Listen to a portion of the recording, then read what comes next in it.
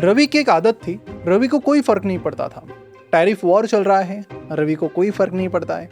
India versus Pakistan border tension, Ravi को कोई फर्क नहीं पड़ता है। रशिया ने यूक्रेन पर अटैक कर दिया, रवि को कोई फर्क नहीं पड़ता है। इजराइल और ईरान के बीच जंग का माहौल है, अभी भी रवि को कोई फर्क नहीं पड़ता है।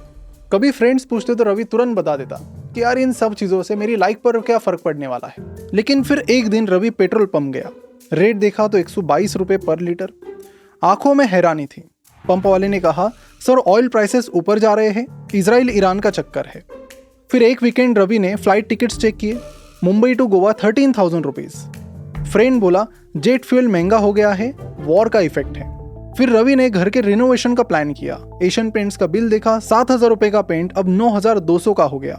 पेंट शॉप वाले ने बोला, सर क्रूड ऑयल से बनता ये, सब इंपोर्ट होता है। रवि ने सब्जी ली, टोमेटो 90 रुपीज़ पर केजी, आलू 45 रुपीज़ पर केजी। दूध, ब्रेड, गैस सब कुछ महंगा लगने लगा और SIP का पोर्टफोलियो भी 3% नीचे। उस दिन रवि को एक बात समझ में आई कि फर्क पड़ता है, क्योंकि आज की दुनिया इतनी इंटरकनेक्टेड है कि अगर दुनिया के किसी कॉर्नर में कुछ हो जाए तो उसका भी इनडायरेक्ट इम्पैक्ट हम पर पड़ता है। जैसे कि अभी रिसेंटली हुआ है ईरान वर्सेस इजराइल वॉर। अगर ये वॉर इसी तरह बढ़ता रहता है तो इसका बहुत ज़्यादा इम्पैक्ट इंडियन मार्केट और बहुत सारी कंपनीज पर पड़ेगा। कौन सी इंडस्ट्री इम्पैक्ट होगी, कौन सी कंपनीज इम्पैक्ट होगी, क्या चीज़ें महंगी हो सकती है, और आखिर में ये भी बात करेंगे कि वो कौन सी कंपनीज हैं जिन्हें इन चीज़ों से, इस वॉर से फ़ायदा हो सकता है। चारों चीज़ों पर डिटेल में बात करने वाले हैं। बहुत ही डिटेल्ड और इन्फॉर्मेटिव वीडियो होने वाला है, और साथ ही वीडियो के एंड तक आपको ये भी पता चल जाएगा कि कैसे ये दुनिया इतनी ज़्यादा इंटरकनेक्टेड हो चुकी है। नमस्कार, मैं प्रसाद आपका आज के इस वीडियो में स्वागत करता हूँ। अब दुनिया तो बहुत बड़ी है, पर अगर एनर्जी के पर्सपेक्टिव से देखें तो मिडिल ईस्ट दुनिया का सबसे इंपॉर्टेंट प्लेस है। इस एरिया में दुनिया की 5 बड़ी ऑयल प्रोड्यूसिंग कंट्रीज हैं, Saudi Arabia, Iraq, UAE, Iran और Kuwait. In fact 55% of the world oil reserve इसी एरिया में है और 40% गैस रिजर्व्स भी। रिसेंट डेटा के अनुसार पूरी दुनिया की जितनी भी ऑयल रिक्वायरमेंट है 40% यहीं से फुलफिल हो रही है। कतर और Iran global natural gas market में मेजर प्लेयर्स हैं, जिसमें कतर LNG यानी लिक्विफाइड नेचुरल गैस में दुनिया का सबसे बड़ा एक्सपोर्टर है। अब मुद्दे पर आते हैं कि कैसे ये वॉर इन सारी चीज़ों को बदलने वाला है। जैसे मैंने कहा कि ईरान LNG का एक बहुत बड़ा सप्लायर है, तो उससे तो फ़र्क पड़ेगा ही, पर ईरान पे सैंक्शंस लगे हुए थे तो वो मोस्टली चाइना को ही एक्सपोर्ट करता था, क्योंकि आपको भी पता है कि चाइना US सैंक्शंस के बारे में ज़्यादा सोचता नहीं है। बाकी कंट्रीज़ डर गई, तो इसीलिए बाकी कंट्रीज़ ने ईरान से LNG लेना बंद कर दिया। अब इंडिया डायरेक्टली तो ईरान से कुछ नहीं ले रहा है, लेकिन इनडायरेक्टली कैसे वो बहुत बड़ी मात्रा में इम्पैक्ट करने वाला है वो मैं चीज़ आपको बताता हूँ। देखिए, क्रूड ऑयल की बात है तो इंडिया कुछ इस तरह से अलग अलग कंट्री से इम्पोर्ट करता है। इराक से 20 to 23%, Saudi Arabia 16 to 18%, Russia 18 to 20%। हालांकि गवर्नमेंट रशिया के बारे में डेटा रिलीज नहीं करती है, क्योंकि उस पर भी सैंक्शन लगाए हैं US ने, पर फिर भी इंडिया वहाँ से कुछ ना कुछ इंपोर्ट करती है। Then comes UAE and then USA। तो आप देखेंगे क्लोज टू 50% तो मिडल ईस्ट से ही आ रहा है। और ये जो वॉर चल रहा है बिटवीन ईरान एंड इजराइल, जिसमें US भी एंट्री करने की प्लानिंग कर रहा है, ये अब हमारी एनर्जी कॉस्ट को महंगा बनाने वाला है। वीडियो में आगे बढ़ने से पहले आपको बता दूं कि फिनोवेशंस सबसे मोस्ट अवेटेड चीज़ लॉन्च करने जा रहा है। देखिए, दुनिया के जितने भी सक्सेसफुल इन्वेस्टर्स हैं, चाहे वो मिलीनियर हो या फिर बिलीनियर हो, टॉप के इन्वेस्टर्स की मैं बात करूँ तो उनमें एक चीज़ कॉमन है, और वो है उनकी इन्वेस्टिंग स्टाइल, जो है वैल्यू इन्वेस्टिंग। अब मिस्टर वॉरेन बफेट ने उसे कोलंबिया यूनिवर्सिटी से सीखा, directly from mister Benjamin Graham and David Dodd. बाद में मिस्टर जोएल ग्रीनब्लैट आए, जिनका ट्रैक रिकॉर्ड है 38% CAGR रिटर्न्स का फॉर 30-40 ईयर्स। उन्होंने भी वैल्यू इन्वेस्टिंग अगर कहीं से सीखी थी तो वो कोलंबिया यूनिवर्सिटी से सीखी थी। बाद में आज के डेट के कई सारे जो बड़े बड़े वैल्यू इन्वेस्टर्स हैं, उन्होंने प्रोफेसर ब्रूस ग्रीनवॉल्ड से वैल्यू इन्वेस्टिंग की टेक्निक सीखी है। तो अमेरिका में बहुत सारे अवेन्यूज रहे हैं वैल्यू इन्वेस्टिंग सीखने के, लेकिन इंडिया में अगर बात की जाए तो कोई अवेन्यू नहीं है। और इसी चीज़ के चलते अगर फिनोवेशंस के पास सबसे ज़्यादा क्वेरी किसी चीज़ की आई होगी तो वो ये है कि वैल्यू इन्वेस्टिंग पर आप कुछ क्यों नहीं लाते। और इसी चीज़ को देखते हुए अभी हमने फाइनली 6-8 महीने की रिसर्च के बाद हम स्टार्ट कर रहे हैं हमारा पहला वैल्यू इन्वेस्टिंग कोहोर्ट, जहाँ पर वैल्यू इन्वेस्टिंग की सारी प्रैक्टिकल स्ट्रैटेजीज और उनके डिफरेंट ब्रांचेस, यानी वैल्यू इन्वेस्टिंग लगभग हर 7-8 साल में इवॉल्व होते जा रहा है, तो उसकी जो इवोल्यूशन टेक्निक्स हैं उसके बारे में भी यहाँ पर सारी प्रैक्टिकल चीज़ें हमने सिखाई है, विच इज़ 100% प्रैक्टिकल प्रोग्राम। तो अगर आप भी अपने आप को as an value investor transform करना चाहते हैं तो this is a golden opportunity for you. आपको बस नीचे डिस्क्रिप्शन और कमेंट बॉक्स में दिया गया फॉर्म फिल करना है, जिसके बाद हमारा 40 मिनट का सेशन आपको देखना है, जहां पर हमने इस कोहोर्ट के बारे में डिटेल में सारी चीज़ें आपको बताई है, जो कि इस वीडियो में अभी बताना थोड़ा मुश्किल है। तो अभी नीचे दिए गए फॉर्म पर क्लिक कीजिए और इस कोहोर्ट का हिस्सा बनिए। ये जो सेशन है इसकी लिंक और डिटेल्स आपको ये फॉर्म फिल करने के बाद ईमेल और व्हाट्सएप पर मिल जाएगी। सो सी यू देयर। अब बढ़ते हैं वीडियो की तरफ, और जाते जाते वैल्यू इन्वेस्टिंग कोहॉर्ट को जरूर चेकआउट कीजिए। ये आपको ट्रांसफॉर्म कर सकता है एक सक्सेसफुल वैल्यू इन्वेस्टर के तौर पर, और यही एक जरिया है जहां पर आप रियल और बिग मनी बना सकते हैं। So don't miss out on this opportunity. See you. अब देखिए, ये जो हमारा ऑयल आता है, आप ये इस मैप पर देख सकते हो, जो छोटा सा एरिया है इसे कहते हैं स्ट्रेट ऑफ हॉर्मुज, जो कि ईरान को लगकर है, और ज़्यादातर हमारा ऑयल यहीं से आता है। ये एक शॉर्टकट भी आप इसे कह सकते हो। लेकिन अभी इस वॉर के चलते ईरान ऐसी धमकियाँ दे रहा है कि हम ये जो स्ट्रेट ऑफ हॉर्मुज है इसे बंद करेंगे। अब देखिए, अभी तक उन्होंने बंद नहीं किया, लेकिन अभी तक ही जो क्रूड ऑयल प्राइसेस है ये वॉर शुरू होने के बाद तुरंत 10% से ज़्यादा से बढ़ चुकी है। अब अगर ये सही में ऐसा होता है, ये स्टॉप कर देती है ईरान, तो उसके बाद जो ऑयल प्राइसेस है वो और भी बढ़ेंगे। देखिए, तुरंत आपको तो इम्पैक्ट नहीं दिख रहा होगा, लेकिन आने वाले कुछ टाइम में आपको पेट्रोल और डीजल की प्राइस पर सीधा इसका इम्पैक्ट देखने मिलेगा। और इंडियन गवर्नमेंट की बात करें तो हमारे पास सिर्फ 10 दिनों का रिजर्व्स है, तो जल्द ही ये प्राइस इम्पैक्ट आपको दिखेगा। कमर्शियल कंपनीज जो है उनके पास क्लोज टू 60 डेज के रिजर्व्स हैं। अब बहुत सारे लोगों को क्या लगता है कि क्रूड ऑयल का जो यूज़ है मेनली वो एनर्जी सेक्टर में ही मेनली होगा, पेट्रोल डीजल वगैरह में, और उन्हीं चीज़ों की प्राइसेस ऊपर नीचे होगी। लेकिन अगर आप ऐसा सोच रहे हो तो आप बिल्कुल गलत है। आपको बता दूं कि इस इमेज को आप देख लीजिए एक बार। क्रूड ऑयल दुनिया में जितना भी प्रोड्यूस होता है उसमें से सिर्फ 55 to 60% ही एनर्जी के लिए यूज़ किया जाता है। तो सवाल ये कि बाकी 40-45% कहाँ जा रहा है? ये बड़ा इंटरेस्टिंग सवाल है, और इसके बारे में आपको आज के इस वीडियो में जानने मिलेगा। 15 to 20% यूज़ होता है प्लास्टिक बनाने के लिए, सिंथेटिक रबर बनाने के लिए, डिटर्जेंट्स और पैकेजिंग के लिए। बाकी 20% यूज़ होता है फर्टिलाइजर्स में, केमिकल में, पेंट्स में, कोटिंग्स में, सॉल्वेंट्स में, लुब्रिकेंट्स में, और जो ग्रीस यूज़ किया जाता है, ग्रीस वैक्स, उसमें। इसके साथ ही कॉस्मेटिक, फार्मास्यूटिकल, इन इंडस्ट्री में भी इसका इस्तेमाल किया जाता है। तो अब सवाल ये आता है कि अगर क्रूड ऑयल की प्राइसेस बढ़ने लगती है तो सबसे ज़्यादा इम्पैक्ट किन कंपनीज पर पड़ेगा? तो अगर ये जो वॉर चल रहा है ये और ज़्यादा बढ़ता है तो ऑफकोर्स क्रूड ऑयल प्राइसेस और ज़्यादा बढ़ सकती है। सबसे ज़्यादा इम्पैक्ट किन किन इंडस्ट्रीज पर पड़ेगा, वन बाय वन देखते हैं। नंबर 1 पर है पेंट इंडस्ट्री। ये वो इंडस्ट्री है जो पहले ही तकलीफ में है कंपटीशन के कारण। कुछ ही दिनों पहले हमने वीडियो भी बनाया, Asian paints versus Birla opus. इनके बीच में एक तरह से एक कंपटीशन वॉर चल रही है, और कुछ इस तरह से वॉर चल रहे हैं दोनों के बीच कि दोनों खून बहा रहे हैं।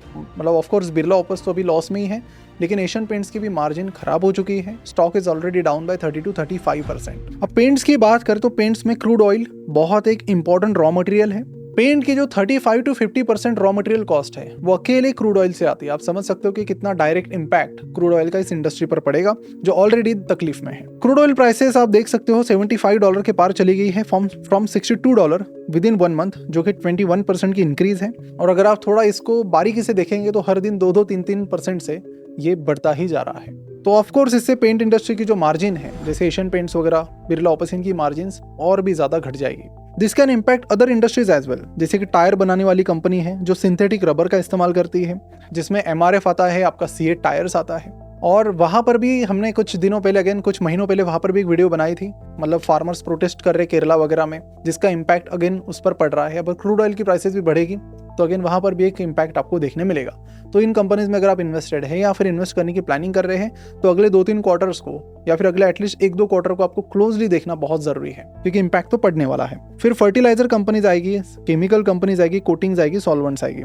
फिर सेकंड नंबर पर आता है एविएशन, जो इंडिया में बहुत तेजी से बढ़ रहा है। और अगर आप पिछले कुछ टाइम में देखेंगे तो ये है ग्राफ, आप देख रहे हो इंडिगो का, इंटरग्लोब एविएशन का, और आप देख सकते हो कि पिछले कुछ टाइम में किस हिसाब से शेयर प्राइस इस कंपनी की बढ़ी है। लेकिन अभी अचानक से इस जैसे एविएशन सेक्टर में अप्स एंड डाउन्स बहुत ही आम है, तो अभी यहाँ पर 3 बड़ी प्रॉब्लम्स उनके लिए क्रिएट हुई है। पहली यह है कि पाकिस्तान ने ऑलरेडी अपना एयर स्पेस क्लोज किया इंडिया के लिए, और दूसरी तरफ वहाँ पर ईरान की फाइट चल रही है, तो मिडिल ईस्ट में भी कुछ प्रॉब्लम्स है, जिसके चलते कई सारी इंडियन एयरलाइंस को अपनी फ्लाइट्स को, इंटरनेशनल फ्लाइट्स को डाइवर्ट करना पड़ रहा है, जिससे 2 से 3 घंटे की पर फ्लाइट ड्यूरेशन बढ़ रही है। और इसी चीज की वजह से जो ओवरऑल इंडियन एयरलाइंस है उन्हें $500 मिलियन का नुकसान यहाँ पर हो सकता है। देखिए, सेकेंडली ऑयल प्राइसेस भी ऊपर जा रही है, तो ऑफकोर्स जो जेट फ्यूल प्राइसेस है वो भी ऊपर जाएगी। और आपको बता दूं कि जो एयरलाइन की ऑपरेटिंग कॉस्ट होती है उसका 30% अकेला फ्यूल कंट्रीब्यूट करता है। तीसरा जो प्रॉब्लम वो फेस कर रहे हैं वो है higher insurance premiums due to higher risk. तो ऐसे में लास्ट ऑप्शन जो एयरलाइन कंपनी के पास है वो अपनी टिकट्स को बढ़ाना, और इसी के चलते थोड़े बहुत प्रॉब्लम उन्हें भी फेस करने पड़ सकते हैं। और आप भी जो एयर ट्रैवल करेंगे उन्हें भी ऑफकोर्स यहाँ पर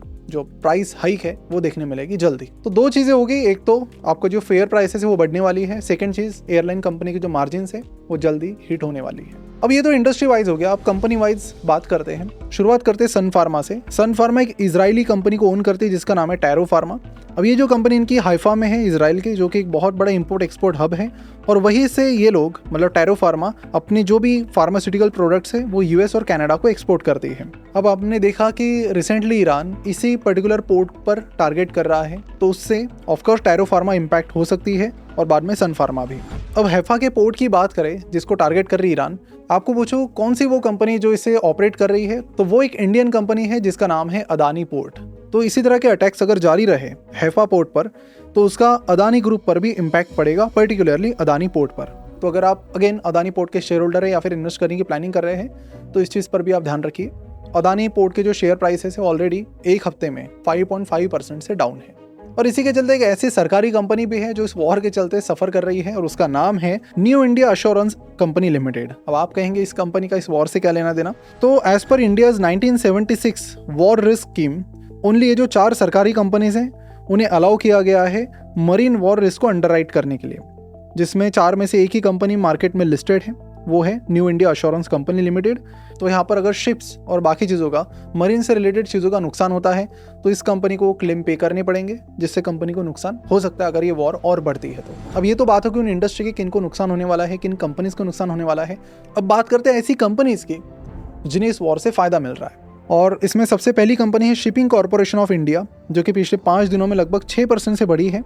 और दूसरी जो कंपनी है वो है great eastern shipping company limited, और इसके शेयर प्राइस फ्राइडे के दिन ही 10% से बढ़ी थी। ये जो ग्रेट ईस्टर्न शिपिंग कंपनी है, मतलब 2023 तक इंडिया की सबसे बड़ी प्राइवेट सेक्टर शिपिंग कंपनी थी। अब ईरान जो है वो स्ट्रेट ऑफ होर्मुज क्लोज कर दी है, तो एक लॉन्ग रूट पकड़ना पड़ेगा। शिपिंग कंपनीज का जो मतलब डिस्टेंस है वो बढ़ जाएगा, जिससे इस कंपनीज का रेवेन्यू बढ़ सकता है, ऐसी आशंका है। लेकिन अगर वॉर बहुत बढ़ता है तो बहुत सारी जो शिपिंग कंपनीज है शायद उन्हें अपना बिजनेस ही थोड़े टाइम के लिए बंद भी करना पड़ सकता है। तो ये जो 2 कंपनीज हैं थोड़े टाइम के लिए तो आपको पॉजिटिविटी देगी, लेकिन लंबे टाइम तो पॉजिटिविटी देगी कि नहीं, ये डिपेंड करता है कि ये वॉर किस तरफ जाता है। ये इंटेंसिफाई होता है तो मुझे नहीं लगता कि ज़्यादा फायदा इन दोनों कंपनीज को भी हो पाएगा। तो अगर आप देखेंगे इंडिया पॉइंट ऑफ व्यू से, जो मार्केट में लिस्टेड है, तो जितनी भी आप लेंगे तो हमें नुकसान ही ज़्यादा है, फ़ायदा तो ऑलमोस्ट कुछ निगलिजिबल ही है। और अगर डिफेंस एक्सपोर्ट की बात करें, जो ऐसा एरिया है, अगर आप लॉकहीड मार्टिन या फिर ऐसी अमेरिकन कंपनीज देखते हैं जो वॉर मटेरियल एक्सपोर्ट करते हैं, तो वो जनरली ऐसे टाइम में बहुत ऊपर चलती है। तो इंडिया अभी उतना बड़ा प्लेयर नहीं बना है डिफेंस एक्सपोर्ट में, लेकिन हाँ, अगर यहाँ से 4-5 साल बाद अगर कहीं पे वॉर होता है तो ऑफकोर्स यहाँ पर मेरे पास ज़्यादा कंपनीज मुझे मिली नहीं जिन्हें फ़ायदा होगा, लेकिन 4-5 साल बाद अगर मैं कोई वीडियो बनाऊंगा तो ऑफकोर्स उसमें डिफेंस सेक्टर के एक्सपोर्ट पर्टिकुलर करने वाली कंपनी ज़रूर रहेगी उस लिस्ट में, जिससे किसी भी वॉर का फ़ायदा ज़रूर होगा। फिलहाल यहीं पर रुकते जाते थे। हमारा वैल्यू इन्वेस्टिंग कोहोर्ट जरूर चेकआउट कीजिए, बहुत ही लिमिटेड टाइम ऑफर है, बहुत ही अमेजिंग चीज़ है, यहाँ पर आपको सीखने मिलेगी। और साथ ही आपको जाते थे बता दूं कि गोल्ड प्राइस भी वॉर के टाइम जनरली ऊपर जाती है, क्योंकि मार्केट अनसर्टन जितना होगा गोल्ड प्राइसेस वापस ऊपर जाती है। तो बीच वाले टाइम में जब मार्केट स्टैग्नेंट हो गया था गोल्ड का, तो अभी अगेन गोल्ड की प्राइसेस बढ़ सकती है, क्योंकि इनका सिंपल इक्वेशन है, वॉर है तो गोल्ड प्राइस अप, अगर पीस वाला सिचुएशन है तो गोल्ड प्राइस डाउन। तो ऑफकोर्स ये चीज़ bad for jewellery business but good for gold loan business. तो फिलहाल हम यहीं पर रुकते हैं। आशा करते हैं कि वीडियो आपको काफ़ी पसंद आएगा, इसे ज़रूर सभी के साथ शेयर कीजिए ताकि उन्हें भी इस वॉर के इम्पैक्ट को, मतलब वो रवि जैसे ना रहे, तो आपके कॉन्टैक्ट में अगर कोई रवि रहेंगे तो उनके साथ ये वीडियो ज़रूर शेयर कीजिए। मिलते हैं अगले वीडियो में। Thank you so much, bye bye, take care.